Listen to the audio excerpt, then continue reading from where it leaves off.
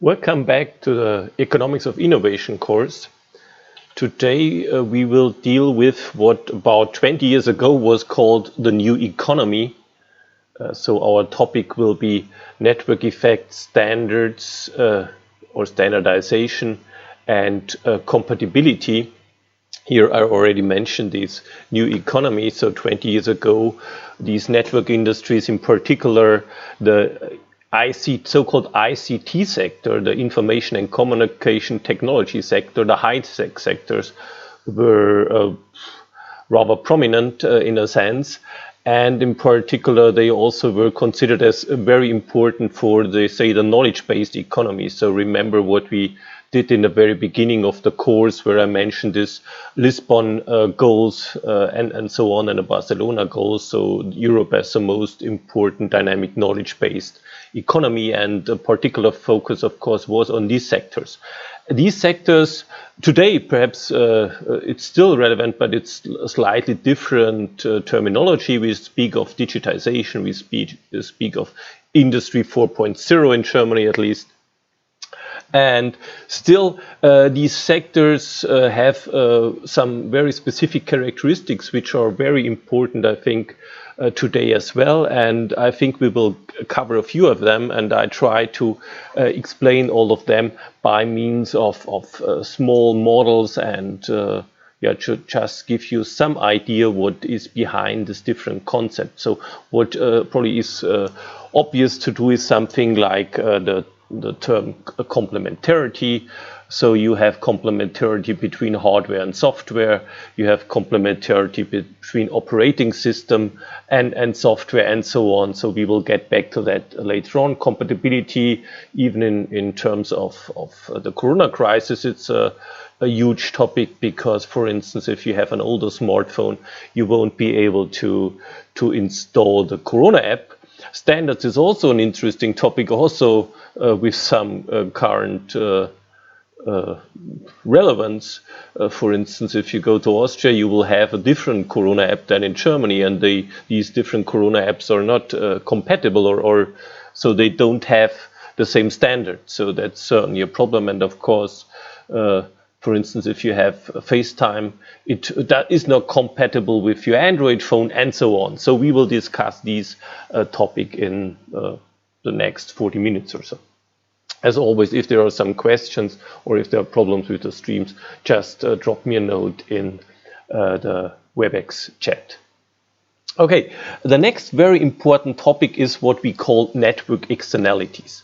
These are consumption externalities and could also be called demand-side economies of scale. I will define them in more detail on the next slide. The basic point is that the utility of one user of a certain technology or system or platform increases if more users join this platform. There are also switching costs and login. So I don't know how many of you switched away from WhatsApp after Facebook acquired it. Certainly the problem is you are somehow logged in, because it's not only you that has to switch to a different messaging platform, but all of your contacts would also have to move at the same time, and this really causes then switching costs, and as a consequence we might have what is called a login. Of course, there are other points, like if you're used to a certain software program, you might face training costs if you want to switch to a different one, and so on. And finally, in particular, with respect to this information technology, there are significant economies of scale in production. So all these kind of software products typically have marginal costs which are close to zero, for instance, and high fixed cost. Somehow it also holds for the hardware. If you think in terms of a new plant for microprocessors, the fixed cost or the sunk cost are there in the billions, in a sense. Okay, so I want to define now, or to go into the detail with the different topics here and give you some more definitions, and then we'll just move on with some analysis of these concepts. Okay, definitions. So network effects, what does this mean? A network effect arises if each user's payoff is increasing in the number of other users of that good or of goods compatible with it. And very closely related concept is that of the network externalities.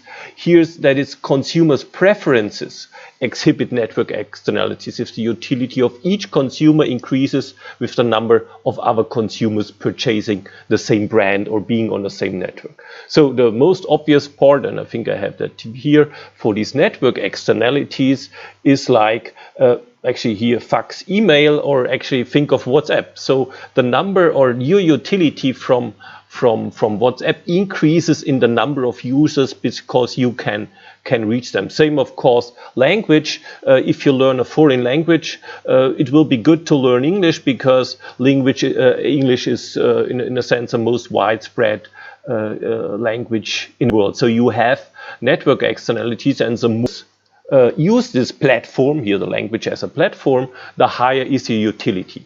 Network effects, in a sense, is a more general concept, because it also covers the case in which your utility does not directly depend on other users using this platform. Like in WhatsApp, it's clear you depend on your grandmother also using this platform, because then you can reach her on WhatsApp. In terms of, say, your iPhone or your Android phone, it's the number of users which uses that platform, because what happens if more users use a certain platform? Actually, that's what I always have to, where I'm always rather sad as a previous user of Windows Phone. There were insufficient number of users of the Windows Phone operating system, and that meant that hardly any developer produced or developed apps for this. So much more software, much more apps will be available for such a system, depending on or if the number of users is larger. So that's a network effect. Yeah, compatibility. What is compatibility? Or how do we define compatibility? So somehow we might use rather different kinds of definitions. The first one is that products are compatible if they can work together, but this is somehow probably too loose. The point is we might to make that more specific. Okay, second try. Hopefully the stream works now. I certainly will have some further problems, but we'll see whether we manage it. Okay, so I started with this part and already gave you some definitions in terms of compatibility. Hopefully this worked as well, and I started discussing these topics. I just look up whether the stream works. Stream should work right now. Okay, hopefully you got something in the very beginning. I don't know, I had many problems. Perhaps I just do that. You should have heard these definitions on network effects, on too quick again, on network externalities. So I gave these definitions here. Network, so I have to become more patient here. Network effects being the more general concept, and then network externalities. Okay, I don't know if I have the pen right now. Yes. Network effects, the general concept. You are interested in having many people on, say, the PlayStation, because then you know many games are developed for the PlayStation. That's why you gain if there are more users on that platform, and that's to be distinguished from the network externality point. Okay. Yeah, and I think I gave you already certain examples here. And then I define compatibility. So we define we have various definitions: strongly compatible, downward compatible, one-way compatible. I already explained that, and it should be rather clear. One-way compatible is already also introduced, and there are many examples in the past here. Video cassette records, you all don't remember that. We will get further examples when we discuss standards and standard wars, but what is clear, you have all these discussions everywhere. So suppose even you cannot use your standard charger if you want to charge your Apple iPhone because it has a lightning connector and so on. So that's where what you have everywhere. You have everywhere the discussion of compatibility and standards. So you cannot, of course, use your LP record in your CD player and so on. You cannot easily move your apps from one device to the other device. In former times, it was not possible to make calls from one cell phone system to the other, but we have standards on that right now. But for instance, for some time, you could not use your European cell phone in the US because they had a different standard. Okay, what I want to do now, hopefully the stream works now. I want to present to you a rather famous model. This is a model going back to Jeffrey Rolfs and published in 1974 already. It was called the theory of interdependent demand for a communication service. And this is a network externalities approach. And what you will see here is the importance or what strange kind of demand you obtain once you take into consideration these kind of network externalities.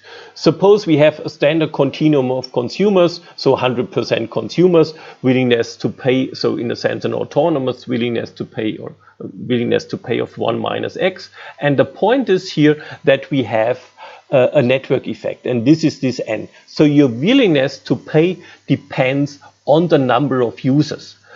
So here n is a number of users, and this can be between 0 and 100%, so between 0 and 1. And the P is the price of subscribing, and your utility, irrespective of you have a low, in a sense, autonomous, it's not an autonomous utility, it's just in a sense, a willingness to pay for some thing like WhatsApp. So some people hardly care for WhatsApp, other almost die if they don't have it. So it will be different, but for all of them holds that their utility increases in the number of users. Okay. And the interesting thing is that we get a really strange aggregate demand function in this situation. Look at a consumer X hat who is indifferent between subscribing and not subscribing, given some expected number of subscribers. So think of the WhatsApp, excuse me, the Windows phone I have been using. Of course, my utility would have depended on the number of users of Windows Phone, because I know if there are hardly any users, there won't be any apps available. And of course, Microsoft would have told me that billions of people will use the Windows Phone. And of course, it's very important what actual users have in terms of the expectation how many people really will use this service. Okay, and the question is then, what expectations are in a sense rational, or in technical terms it's called fulfilled. What are fulfilled expectations? In order to get this point more clearly over to you, the point is just assume that we have a price of 0.2, and we assume that everyone subscribes to this service. But then, of course, if we have a price of 0.2 and we assume everyone subscribes, what would our X hat be? If we solve for that, X hat would then be, so we get here 0.2 on the other side, and actually have then 1. Okay. It's just 1 minus n would be 1, so it's very easy. So put n on the other side, actually n would easily be just 80%.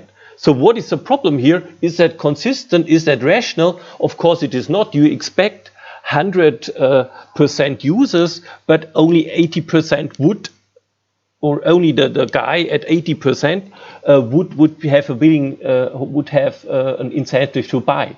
Okay, so it's irrational to assume that 100% actually subscribe to this service. Similar, if we start up with 0.5, assuming that only 0.5 will subscribe, then we get P divided by 2, so we will get 0.4. Actually, with 0.5, our x hat, check this later on, our x hat will be 0.6. So we expected that only 50% of all people subscribe, but actually for the guy with the 60% lowest willingness, he or she still has an incentive to buy. So this is not rational either. And the only thing is rational is that just you start with a very simple kind of thought. You think, okay, if I'm willing to pay, if I'm guy number 50%, number 0.5, I will subscribe if it's optimal to subscribe if 50% subscribe, okay? And actually what you get then is that the only rational thing is to assuming that n is equal to x hat, okay? And yeah, that should be straightforward. If you subscribe or substitute that, you get always a consistent result. And that gives you a very interesting inverse demand function, and again was too quick, namely P is x hat times 1 minus x hat, okay? Of course, we could also put it in terms of the ends here, but that doesn't matter.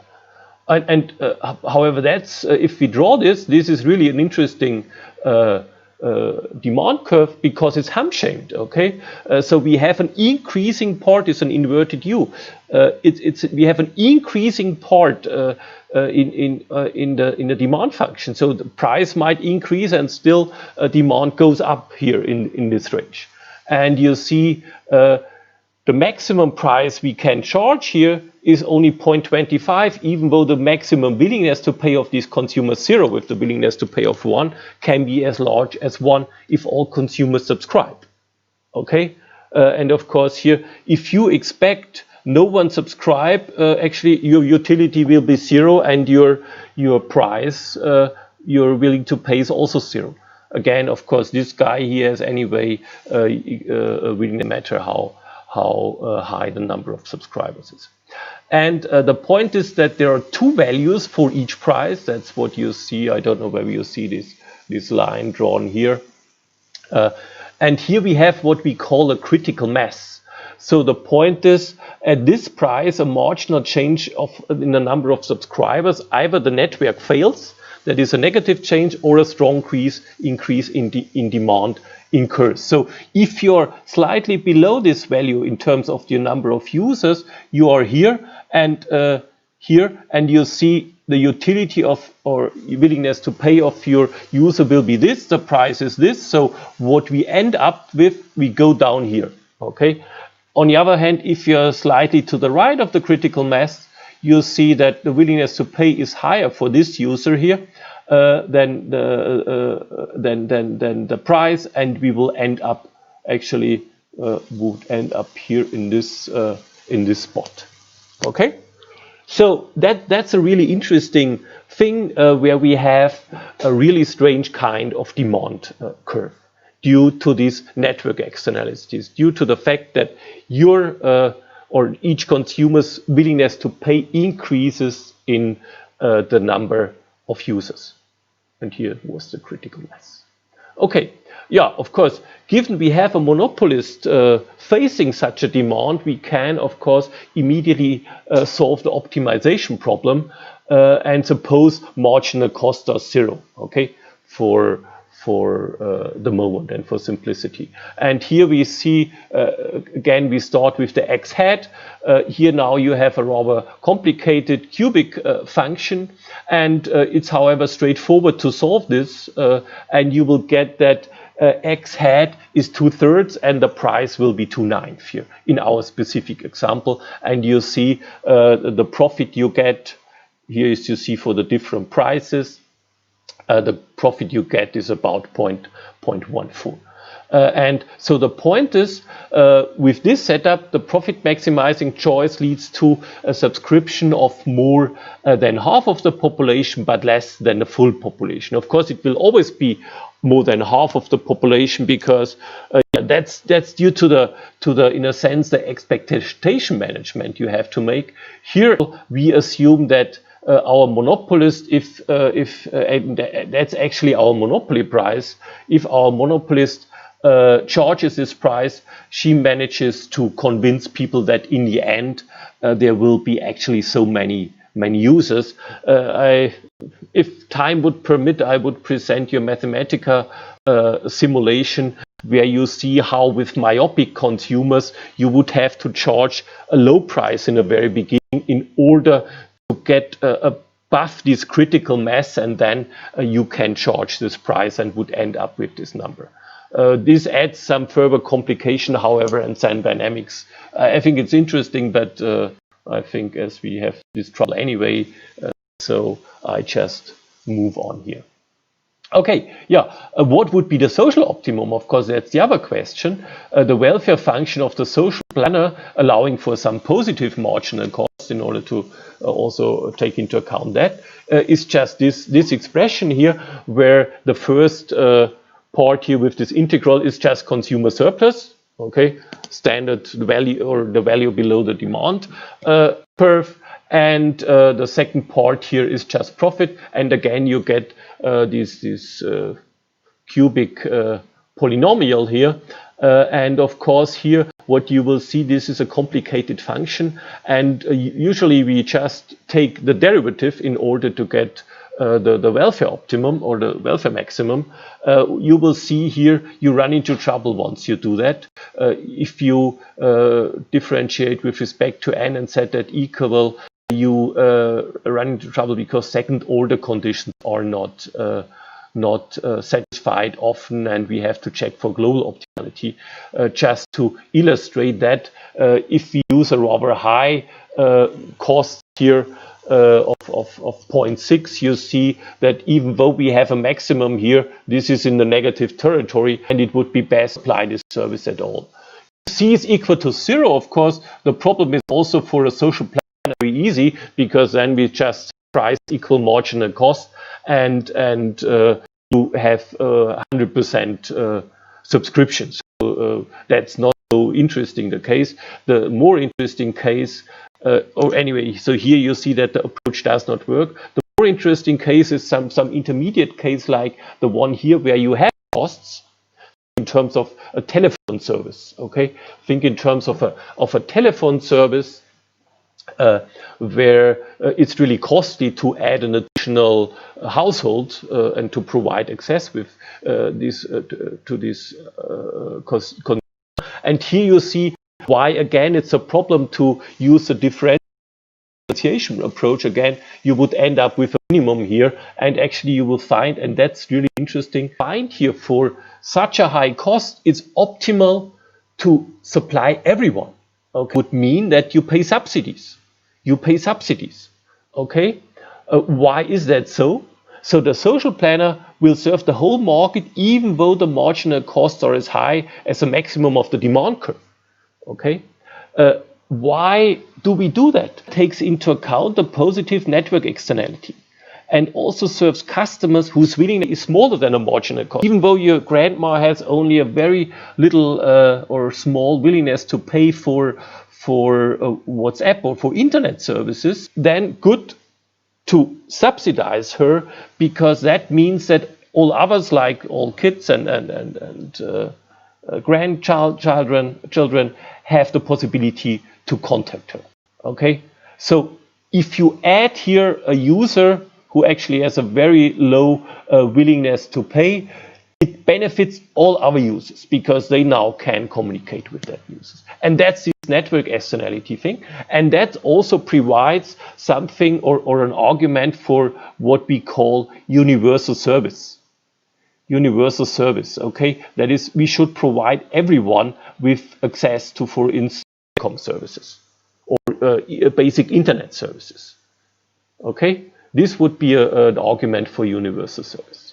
And so this is really, in a way, very, very interesting, I think, and a very important part. As we have these externalities, we might even want to subsidize and sell then below marginal cost. Okay, that's what we are doing here. Yeah, that was in a sense our starting point, where we have this network externalities model. Richard Schmalensee in a paper published some 2012 or something like that, called this Rolf's model a model of Facebook.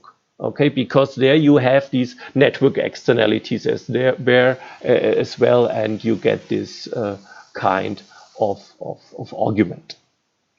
Okay, yeah, so the next point we are discussing here is once we have different technologies, old technology and new technology, should we move on, or should we stay with the old technologies? Should we move on to the new technology? And just think of WhatsApp when they were acquired by Facebook. Should we all have switched to Telegram because they provide better privacy or whatever? Okay, and here you see a problem or a very simple, say, payoff matrix where network externalities matter again. And what you will see here is, in this example, a very simple example. So we have two players with two different technologies. You see there are two Nash equilibria here. So if player B chooses the new technology, it will be optimal for player A also to choose the new technology, because 7 is of course larger than 3, and the same holds for player B if player A chooses a new technology. However, there's also this old technology equilibrium. So if player A chooses old technology, it's optimal for player B to get the 6 rather than the 4 here, and vice versa. So what we see here is that the new technology here would be really better than the old one. However, and of course you see, because it depends on each other, each one is worse off if she uses a different technology than the other. So that's due to the network externalities. Okay, and the point is here that we have these two Nash equilibria, and we might get stuck in the old equilibrium. So if everyone uses WhatsApp and you are the only one to switch away from WhatsApp, your utility decreases. And so we might have what is called excess inertia. No one moves away, even though the new technology would be better. But that would only work if you do a coordinated move, if both move at the same time. And if in terms of WhatsApp, that's all of your friends would have to move at the same time. Okay, the next point is almost exactly the same payoff matrix. The only difference is actually, do we know for sure that Telegram is better than WhatsApp? It might actually be the other way around, or actually my favorite example is always the Nokia smartphone. Was this iPhone really better than the Nokia smartphones? Actually, everyone obviously thought, and everyone jumped to the new technology, even though that's of course a tough statement, even though the new technology might have been, the new Apple technology might have been worse than the old Nokia technology. Okay, in this case we would call that, or actually I think it was Götz and Shapiro who and maybe also Helverian and Shapiro, they called it excess momentum. So we jump too quickly to new technologies. Okay, I think the nicest in a sense illustration of this kind of arguments is by Brian Arthur in a paper in the Economic Journal in 1989. And what he does is somehow he tries to explain why it can be. Everyone always said that Microsoft is much worse than in terms of PC than the Apple. The technology is much worse, but everyone used it still. Okay, and there's a very famous paper by Paul David about the QRT standard. The QRT is just your what is Tastatur? Your keyboard. Okay, and it's just your keyboard. And there were studies that everyone. Or we could have a much better keyboard, and this would allow for much faster typewriting anyway. Okay, and the question is, why could we be stuck with an inefficient technology? Why could we be stuck with an inefficient technology? And so here this is from Brian Arthur, and what he shows is here the important point is what the gain, what the adoption payoff for early adopters is. Just to understand this, what you see here, if you're the first adopter, you get a higher payoff from Microsoft A than from Apple, from Microsoft M than from Apple A. And even though in the long run, if there would have been 100 adopters, the payoff or from both would have been much higher for Apple. So in the end, that's the assumption below this small table, is that in the end, technology A would have been the better one than technology M here. Okay, but how to read that? Suppose you have already 50, you are the 51st adopter. That means, and you had 30 adopters of technology M and 20 adopters of technology A. Then your payoff from adopting M would be 13, whereas your payoff from adopting A would be 10. So obviously you would adopt M, and we end in the really up, apart from some people who just like technology A, but all others will use technology M. So the point or the interesting result is that Yuri can come up with a situation which is not inefficient, which is clearly inefficient, okay, and in a sense also inevitable, unless Apple would be aware of that and would, in a sense, subsidize early users, okay. That's what we have here. Okay, yeah. Now we are going for these technology and standard wars. Here you see technological standards. Okay, you see there are so many different standards. These are standards for music, MP3, of course, you know, but there was also this Apple standard which was said to have higher quality. There's Blu-rays versus HD, high definition DVDs. Railway tracks can also be of different standards. I don't know whether you know or remember the VCRs. Perhaps your parents have something like that, where we had Betamax and VHS. We had this standard war for cell phones or cell phone technology, where I already told you that there were different standards, and for instance, you couldn't use your European smartphone, or at that time it was not a smartphone, it was a cell phone, in US and vice versa.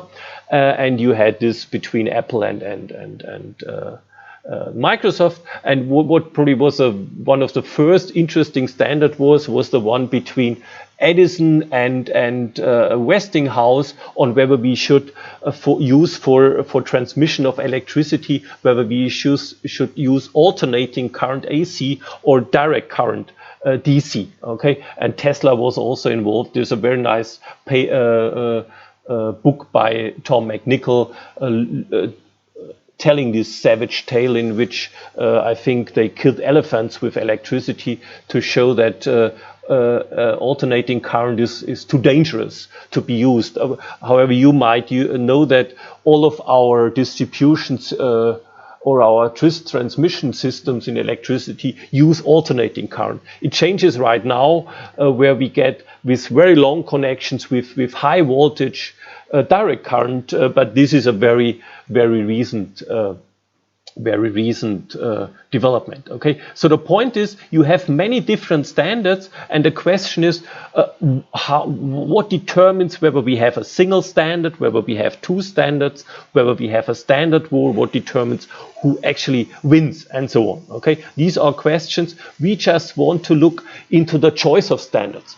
What determines whether Firm A and Firm B choose the same standard or opt for a different standard. I replaced this slide with a few slides from Paul B. Flams and Martin Peit's book. They do pretty much the same, but the starting point is that we have two firms and we have two versions of a network good. Okay, so having a network good means that somehow it's good to have a joint standard, because then you have these network effects. However, if you have incompatible version, each of the standard will fight for getting all consumers, because, and might have a chance, because then of course in the end all consumers want, for instance, to be able to communicate with each other. That's one of the reasons. So you didn't switch away from WhatsApp, because if you use Telegram, you cannot send a message to WhatsApp users, and so on. And so you might end up with, in a sense, a monopoly firm. Okay, and we have the same payoff structure as previously. So here you have standard A, and if both choose standard A, that's denoted here with this superscript A, firm 1 gets this profit or payoff, and firm 2 gets this payoff, and accordingly for all of these other standards here. So 1 uses A or chooses A, 2 chooses B, and so on. That's what we have here. And now, what is possible as in terms of configurations here? What is, and there are 4 combinations of compatibility strategies possible. Compatibility just means straightforward standardization. Here, everyone chooses the same standard, and it's rather clear. So if firm, and it's illustrated here, if firm 1 is better off to choose A than standard B, if firm B chooses A, of course, and the same holds for firm B, or not for firm B, for firm 2, I have to say. For firm 2, we end up like in our excess, at least it would be a standard in our situation, and here it would be even a unique standard. Okay, that's different from our coordination game we had with the excess momentum and excess inertia. So here a clear-cut standard where everyone is clear, because if someone like firm 1 or firm 1 expects firm 2 to choose B, it would have always an incentive to move to A. Okay, because the profit is higher, and the same holds then for B, and we get actually here the equilibrium. So this is straightforward, and I don't know whether we have an assignment, but it would be straightforward to calculate that. So more important is that you have in mind what combinations are possible. Battle of the Sexes is really our example with the excess momentum and excess inertia. So Battle of the Sexes is a so-called coordination game. You have 2 equilibria, the one here and the one here, and of course perhaps Apple and Samsung both, the most important thing to them is that they have a common standard for some things. Okay, and of course Apple might prefer the one standard, Samsung might prefer the other, and so it's not clear which standard we get, but the point is we will get the same standard. And here below that you just find the conditions on that, but it's rather straightforward. What is in a sense really interesting is the standards war here, and again you can look into that. If you have BB here, this part, the firm 1 would always have an incentive to move to A, and the point is also that B would also have here, or firm 1. If firm 2, actually that's, I have to check here, firm 2, however, would always move away from A, whereas firm 1 would always move towards A, and so that's so if firm 2 moves away from A, that is moves to B, we would get this as a result. Okay, and yeah, that's about it here. So in this situation, here we have it. So what you see here, I just need to check. Yeah, that's what we get here. So firm 1 would move away from this situation here. Firm 2 would move away from where we have it here. Would anyway move also away. Firm 1 would move away from this situation, and firm B would move away from that situation. So that cannot be an equilibrium, and the 2 further conditions just satisfy that we get 2 different standards. Okay, that's in a sense like all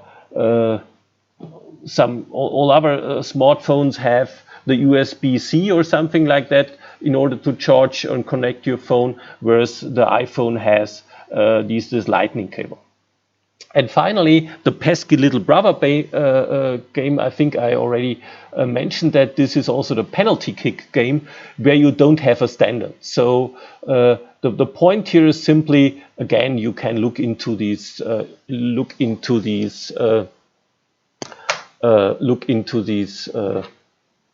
different assumptions on the payoffs.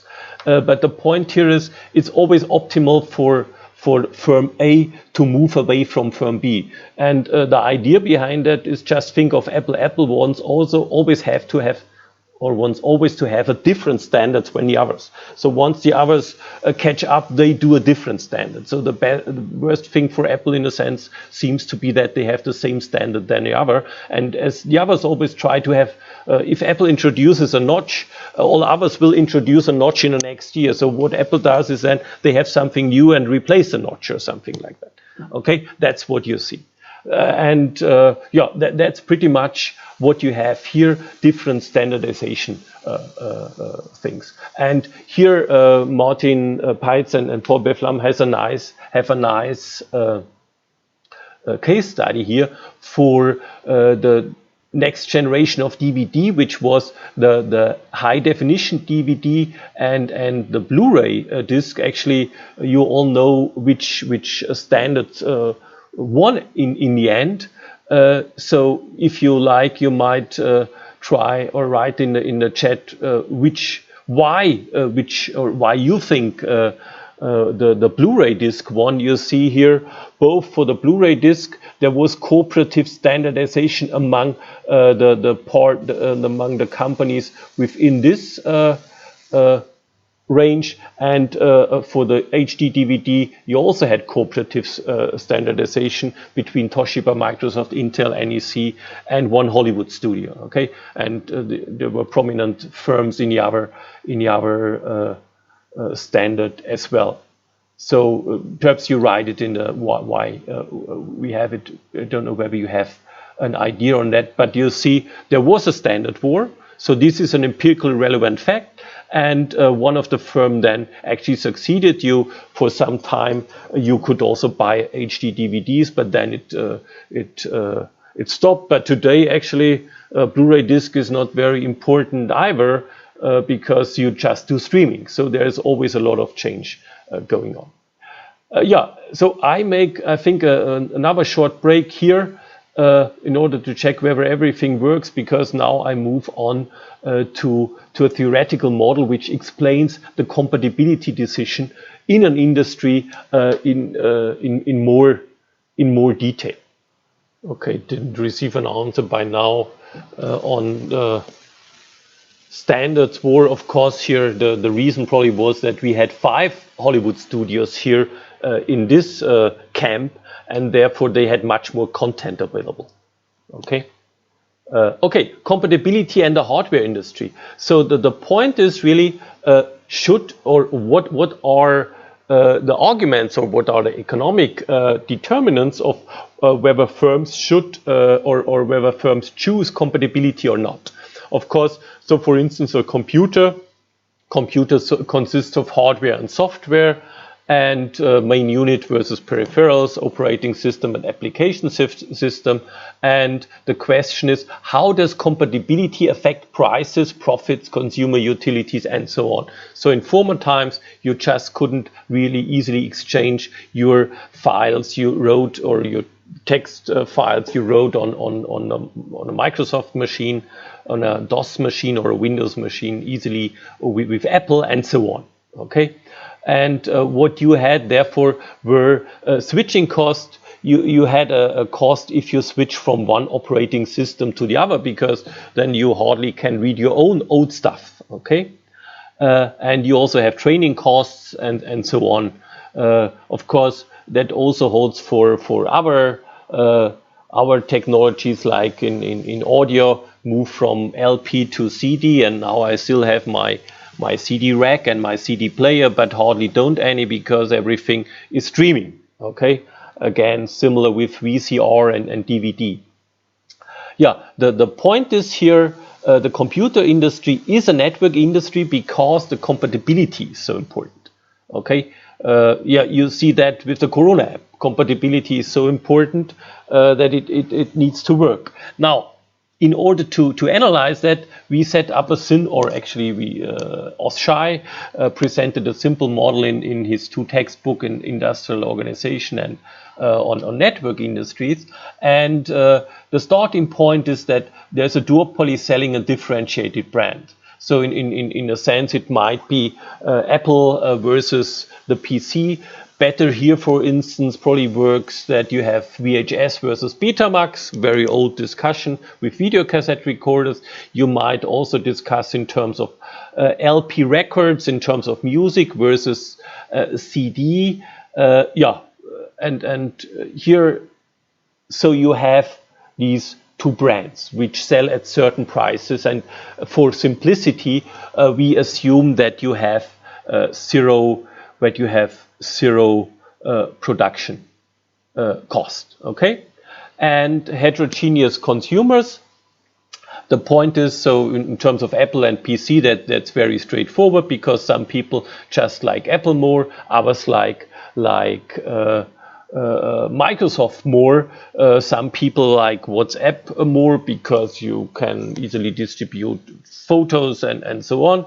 Others like Telegram more because of the privacy and so on. And the point is, however, that all consumers value compatibility. So you have network externalities. You would rather be, so you have some preference. Your utility increases if more people are on your network. So Apple users would like to have more Apple users on their system, because that would make it easier for them to exchange programs in former times, or in today's time you would like to have more users on the iPhone, because then you can reach more users with your FaceTime app, okay? And suppose you have 2 types of consumer. Type A, of course, the one who likes brand A more, and type B who likes B more.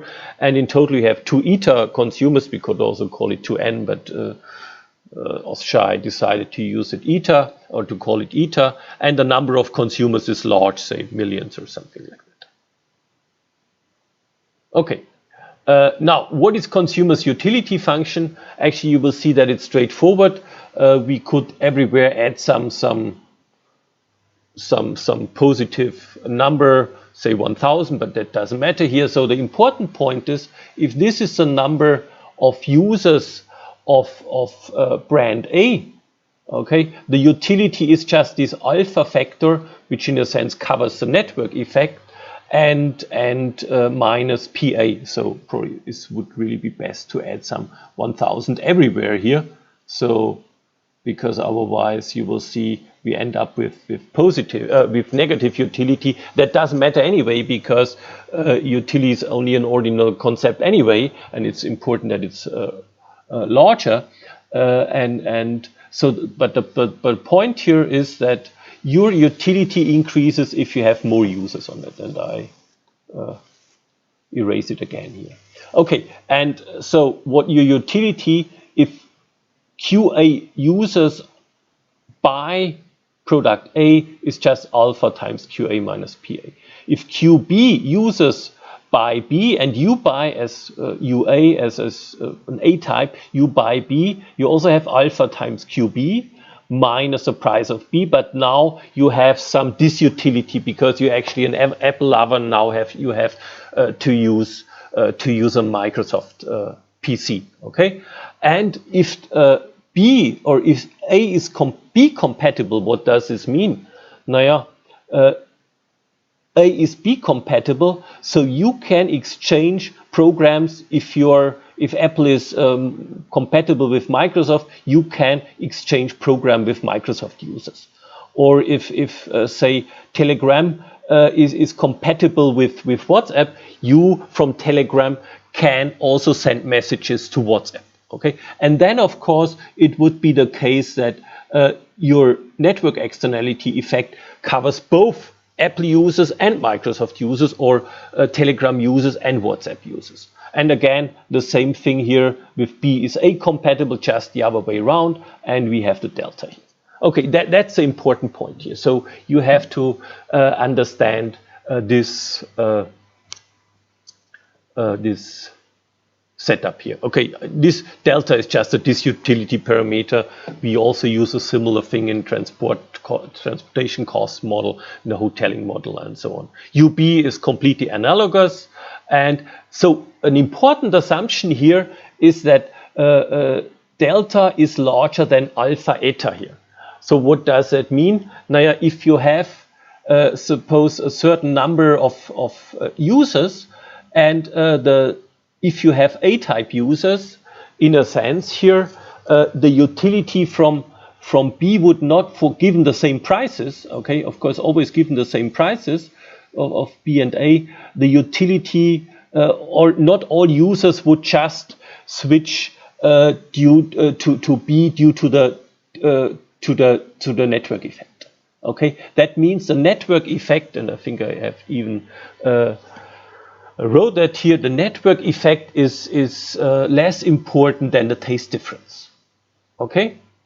Of course, the point is, if we have the other way around, we would end up buying the same brand in terms of WhatsApp and so on. If that's incompatible, WhatsApp and Telegram, we all end up perhaps with a single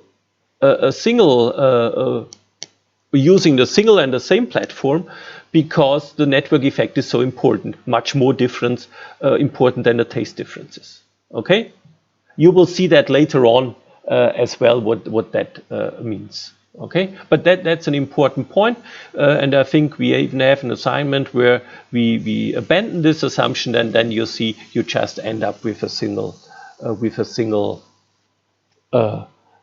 platform being active in equilibrium. Okay, how does the equilibrium look like with incompatible machines? Here we run into trouble because a Nash equilibrium in pure strategies does not exist, and all other models are much more complicated in which these equilibria exist. That's why Oshai presented a slide or developed another solution which he called undercut proof equilibrium, and I will present it here because in a sense, it's straightforward. It's not really satisfying, but it gives you the important ideas here, and it has similar result.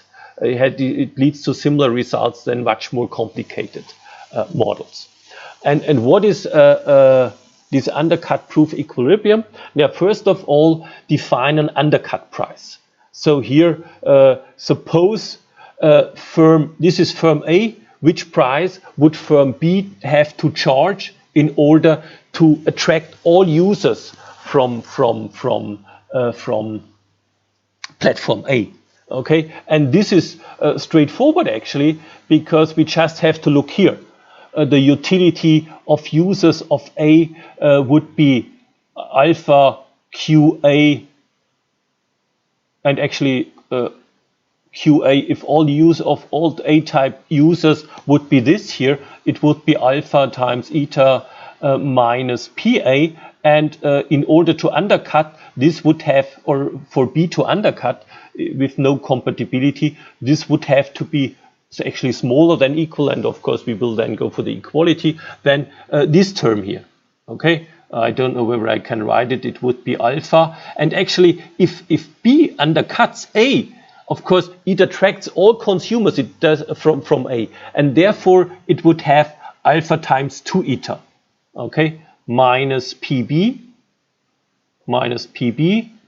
minus delta, okay, and hopefully you see one of these two cancels out. This also cancels out, the PA on the one side, the PB on the other side, and actually that's what we have here.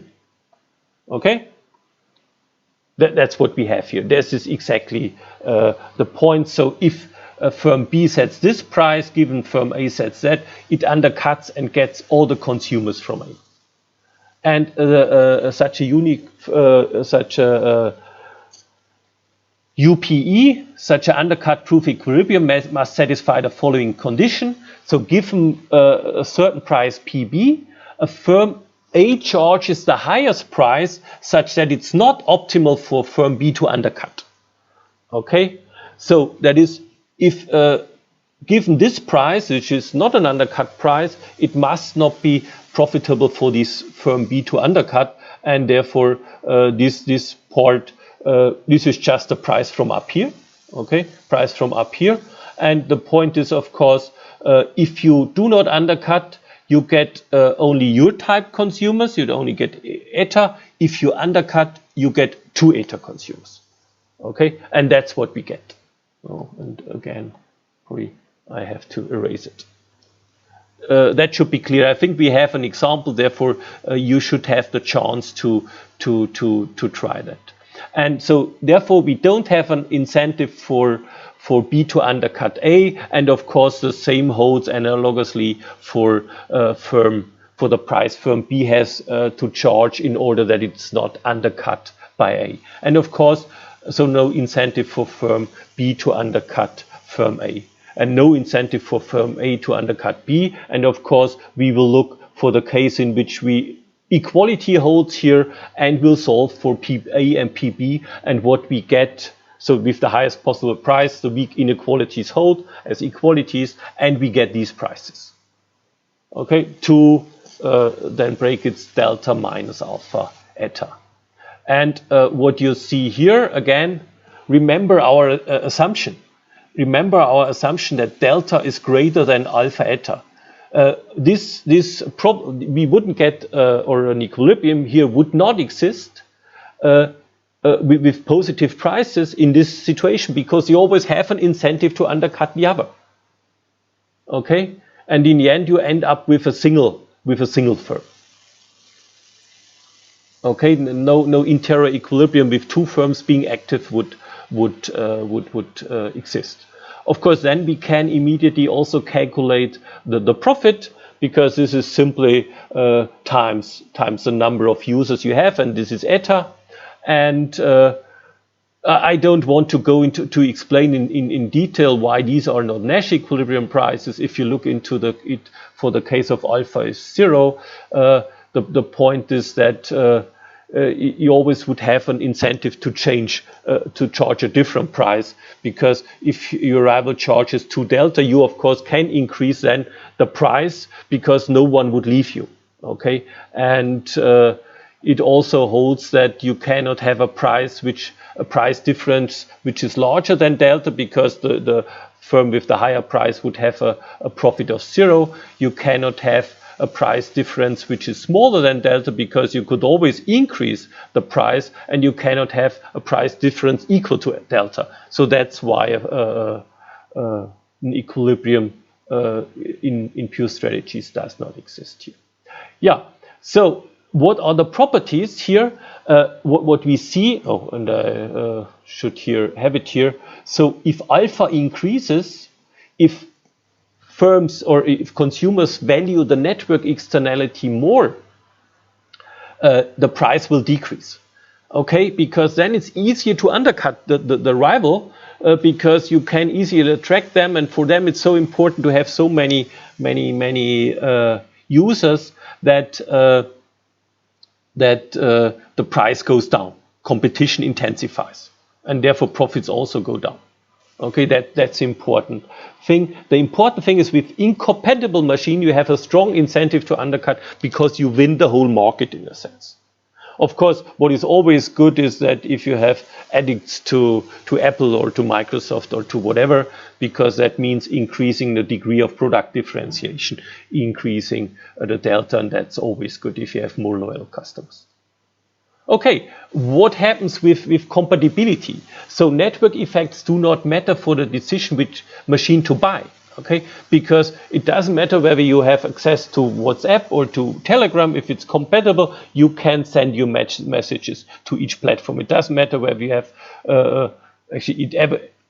so the example is clearly nonsense. It doesn't matter whether you have VHS or the Betamax, because both work on the same machine. Okay. Actually, there were even such thing. I have an old video cassette recorder which could run both video cassettes and CDs or DVDs. Okay, So you had these kind of compatible machines. And if it's compatible, our conditions are just the same. It's the same as previously. Just the only thing which is missing is this alpha eta. Okay, because there is no effect. So we would have could jump back to our utility function, and we see there that there is no network effect. And the same holds for the other situation. The same uniform undercut proof equilibrium condition, and we get then these undercut prices where no longer is there any network effect.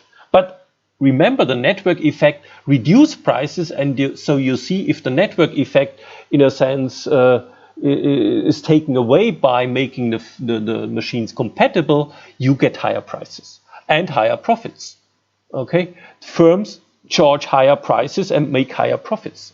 So and consumers are really worse off. That's what you can compare, because of course now you have an increased utility because you have a stronger network effect, but prices increase. Actually, here it's 2 delta. Your network effect increases your, I think I should, I would have to jump to, here the price increases by 2 alpha eta, and your network effect only gives you 1 alpha eta.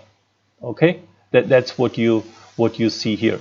So consumers are worse off, firms are much better off. And actually in this simple model, so increase in utility due to compatibility is smaller than the loss.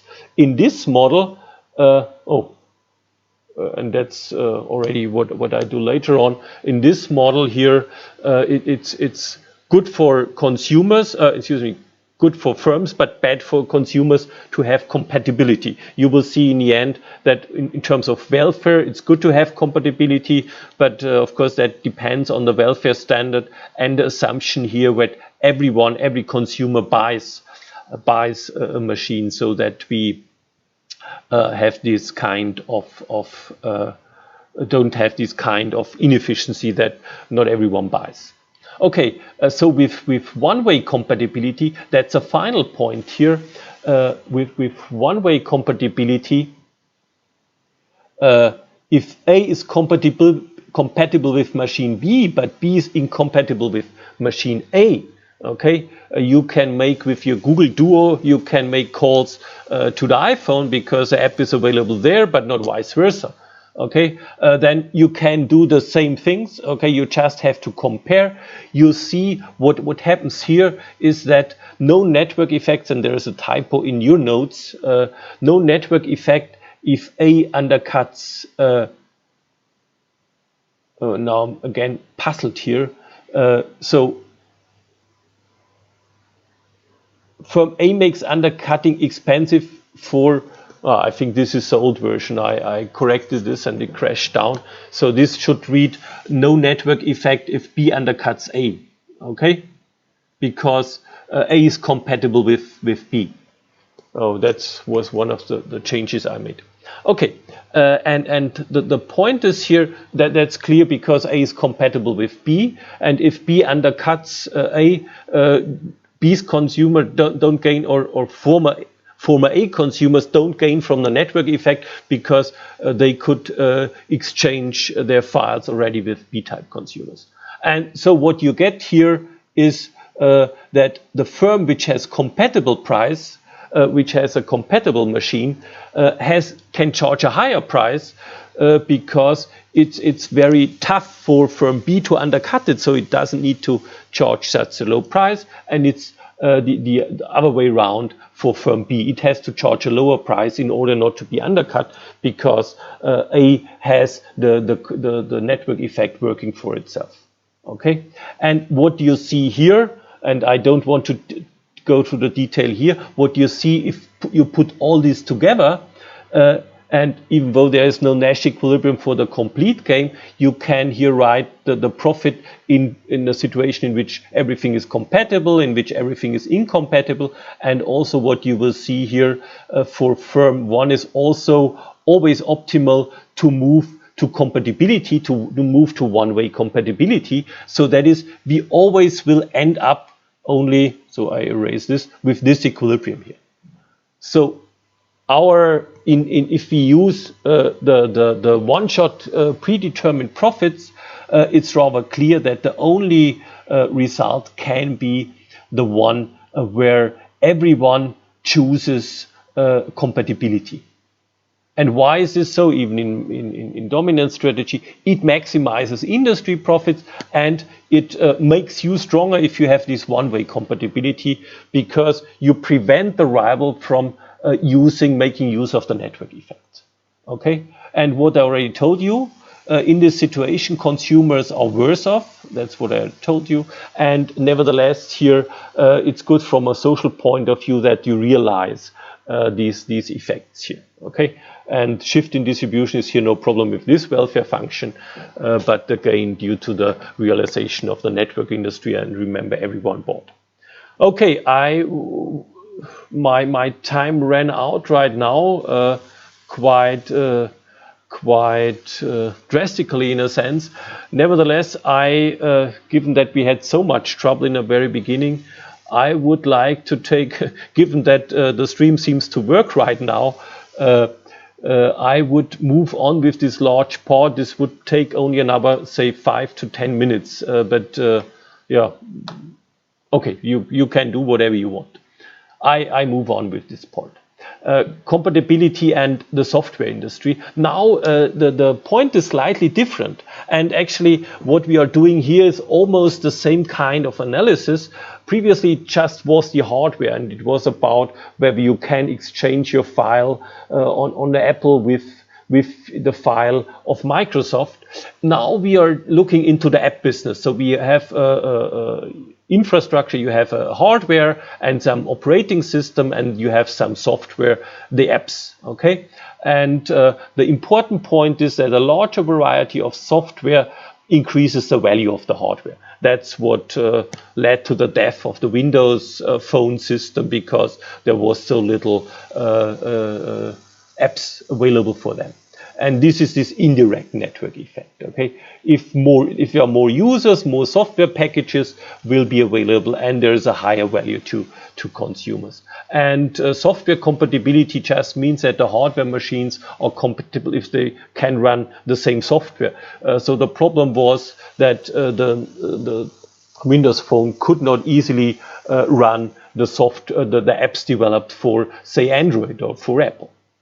So there was no compatibility in this respect. The point here, or in terms of how does software production work, here we make a very, very simple assumption. We just assume that, as we know that the cost of shipping software are mu and constant and small, the most important part is this phi.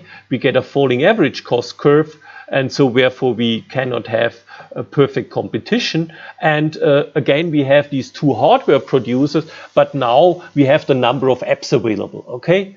And the software industry consists of many firms, and how many software packages we get for each of these two hardware platforms just depends on the number of users. And here we make a simplifying assumption, namely that the number of software packages available is just Q divided by phi. And phi was the fixed cost. So if we have a fixed cost of say 100,000, and we have 10 million users, I think it would then be 100 software packages. Okay, that's what we do. And again, we assume heterogeneity and so on, differ with respect to the ideal variety. Same thing as previously. All consumers value compatibility, that is more apps available for you. Okay, and you have two ether consumers, and of course we also need now our utility function. The only thing which changed is now the number of software packages which you are interested in, and not directly the number of users. Okay, what we get here, same as previous. So this was just cut and paste, and this is just the assumption that software is not so important that someone who really loves, unless it's really no software available, so I stuck to Windows Phone as long as possible until they really abolished the system. Okay, so here you see, you just assume that this delta here is sufficiently high that in equilibrium we will get at these two platforms being active. Okay? And the valuation of software variety is bounded, that means. And both software, hardware system are demanded in equilibrium. And now I don't want to go to the detail. I think I did it in more detail here. Even I wrote it down in more detail than previously, just deriving the undercut price, the undercut proof equilibrium here, and you get some prices which almost look identically as in the previous case. So it's not so interested in a sense here. And with incompatible machines, if you get a higher network effect, you get lower prices, and this is pro-competitive. That was the same as in the case of hardware. Market size might also increase or decrease profit. If alpha is large, you can look into this condition on the previous slide. That means if alpha is large, because larger market size will increase the number of software packages, and if software packages are really important in terms of these network effects, it will intensify competition, just like it did with a direct effect on alpha. And product differentiation is always clear, is always good for firms, more loyal consumers. If software development costs go up, that's an interesting case here. It's good for our hardware producers, because that reduces competition, that reduces the number of apps available. Okay, and therefore it reduces the network effects, and therefore increases price and increases profit. Yeah, compatible system, very similar here. What we get is really almost the same here. Prices and profit levels are higher with compatibility than if hardware is incompatible. So until now you might think, why the hell did I present this to you? The interesting thing is now, okay, and I don't even have any numbers. Suppose hardware machine A is partially compatible, we call that, or OSHI call that, with a degree of rho A. What that means is that a fraction rho A of the software written specifically for hardware B can also be run on A. So what will be the result? The point is that more programs are written for the machine which is less compatible, has smaller A. Okay? Now, what does this mean? Yeah, if you write something for Android, if you write something for Apple, it will also be available on Android. But if you write something on Android, it will not be available on Apple, because Apple is not compatible. The other way around. Then the point is that you love to write it for Apple. Okay? And so the point is, making your own brand more compatible makes the rival brand more attractive for consumers and users. Okay? Because they know here everything which is available on Android also is available on Apple, but not vice versa. So Google Duo is available on Apple as well. All these standard Android apps are typically available on Apple, but many Apple apps like FaceTime are not available on Android. Okay? And so in a sense here, we run into trouble with respect to our result, that compatibility as a whole is good for the industry as a whole. Okay? Because previously in the hardware model, it was always optimal. Even if the other firm was not compatible, you had a unilateral incentive to make your machine compatible. Okay? Because that destroyed the network effect. But now it's different. Now it's for the point is for your software developers. They know now if the other machine, if Android is compatible, and if you write something for Apple, it will also work on Android, but not vice versa. You will always write for Apple, and that makes Apple strong. And that's, as a consequence, you do not get easily compatibility in that industry. So you, in a sense, have a prisoner's dilemma problem here, because you might have lower profits if you are not compatible. And the point, however, here is what we did not take into account is something like you have some incumbency advantage, like you have entry barriers and so on. So it might be good in order to keep the others out of the market. And actually, probably that's what Apple wants to do. Okay, I think we are really done. The last part is software piracy. The point is here, a standard argument is that copy protection may be less profitable than no protection if network effects are strong and if there exists a group of users which has high willingness to pay for additional services. Just think of Adobe. You get the Adobe Reader for free because companies are willing to pay a lot for Adobe Acrobat in order to produce PDF files. So it might be good if you do not have protection of copyright. I think Tobias Kretschmer has a very nice paper on copyright protection in terms of songs. And there it showed that in Germany, some songs, due to some legal situation with the, I think it's called GEMA, with the German copyrights organization for musicians, some songs were not available in Germany on YouTube, and once they became available, sales increased for these songs, okay, and in particular revenues from concerts and so on. Okay, I think I'm done with this part here, and I thank you for joining me despite and staying with me despite all these technical problems which arose today. I don't have any clue why or what was the case, but anyway, I'll check the stream once again, and if there are any questions, I'm still available on WebEx. Thank you.